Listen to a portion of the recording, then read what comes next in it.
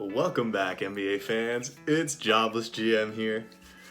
And I want to talk about the 2023 NBA draft prospects, specifically who's going to go number one overall.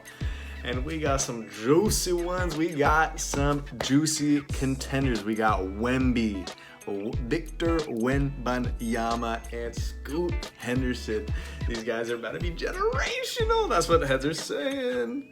Draft analysts. They're saying these guys are the next big thing. And I believe them. I believe them when they say that because they know more than me, a lot more than me. So, this year is going to be the year of the tank. Everybody's going to be tanking. These guys are it. These guys are him. Victor, Scoot. These guys are that dude. So let me go into a little bit talking about these dudes. Victor Wembanyama is like a 7'4" lanky MFer. He's got like an 8-foot wingspan, and dude, that's insane. Those proportions are insane. And people are like, oh, like we shouldn't compare these guys to other NBA players. Like that puts pressure on them. I don't care. That guy, Wemby, I watched the highlights of that game. He looks like Durant. But 7'3". That man is fluid. He's 7'3" and he's moving like that. He's just a beast. He's just a beast. And that jumper looks smooth. Like no one can contest that. He's 7'3". He releases the ball at like, I don't know, it's like 9 feet. I don't know. And he's basically like shooting down at the basket. It's insane.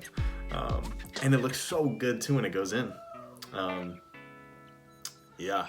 And dude, he's a defensive monster. His instincts are insane. Dude, he's got instincts. He's got length. 8-foot wingspan.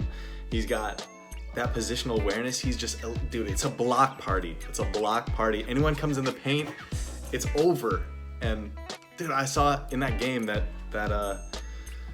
they did like a showcase in Vegas. It was the G League Ignite, which is Scoot's team, and like Metropolitan 92, something like that. That's Victor's team in France. And Scoot was like pulling up for like a shot, and Wembanyama was like so far away, and he closed the gap and he managed to block him, and it was just put out his lanky hand and blocked it. And that was insane. Dude, the amount of ground he's gonna cover in the NBA, dude, insane.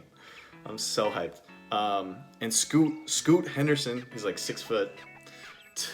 Dude, some people are saying he's like only 6 foot, which is a little concerning. Small guards, in the NBA don't fare that well unless you're Chris Paul, longevity wise. But he's like got like a 6'8" wingspan. No, I think like 6'11" wingspan, something like crazy like that. Which I love. Dude, I'm wingspan lord. That's my jam. It just helps you in so many different ways. He also has massive hands too, which helps him. He's like an elite finisher at the rim. Great playmaker too. That combo of rim pressure and being able to make like really great reads is that's what you want out of your lead guard. And I think he's going to be insane too. And he was playing in the G League against grown men last year, and he was like 17. That man has experience. That man is looking nice. Dude, they're tantalizing. All right, so this is going to be the biggest tank like ever.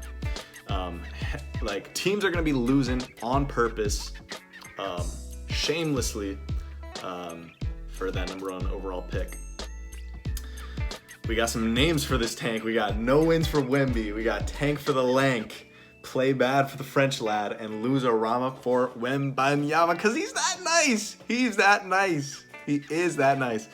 And the teams who are going to be shamelessly tanking, losing games on purpose, sitting their best players, we got the Jazz, the Spurs, and OKC. OKC, they're vets in this game. They know how to tank. Yeah, they're taking full advantage of those odds. Get that man Victor on your team and you're set. Teams who are going to try their hardest but will ultimately still be bad. And that's not a bad thing. Like all these 4 teams are young teams. We got the Pistons, the Rockets, the Magic, the Pacers.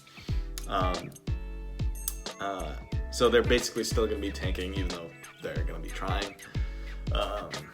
They're just not going to win enough games. If I were the Pacers, though, I'm getting off those. I'm trading Miles Turner. I'm trading Buddy Hield because it's loser Rama for Wembanyama, baby. And then teams who need to tank, desperately need a tank. We got the Wizards. Come on. We know the Wizards, stop pretending, like, just tank. It's not going to happen. You're not winning a championship with Brad Beal as your best player and Kristaps Porzingis as your number 2. Like, what are you doing? Come on. Tank for that man. And Knicks, yeah. They're probably not going to. They're probably going to be, like, above 500 if I had to guess. I don't even know about that. No, yeah, they probably will. But, I mean, yeah, I don't think they will.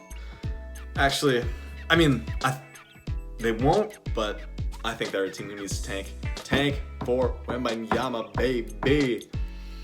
Hornets. LaMelo. That's it. That's your team. Get a co-star for that boy. Yeah.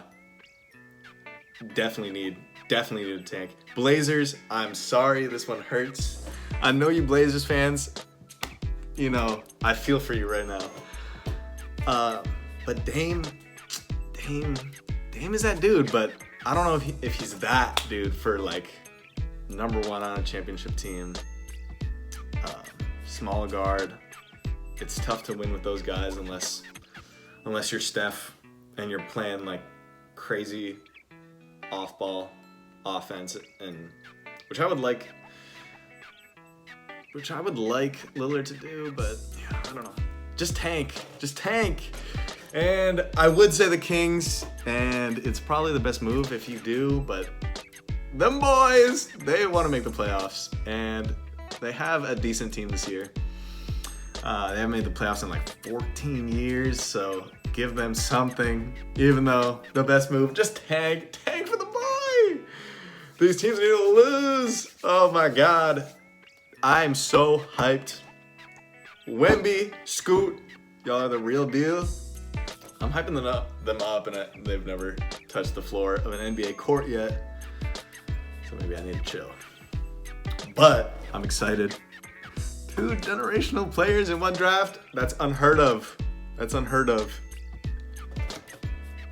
Sorry to all these fans of these teams. Y'all are probably gonna suck because,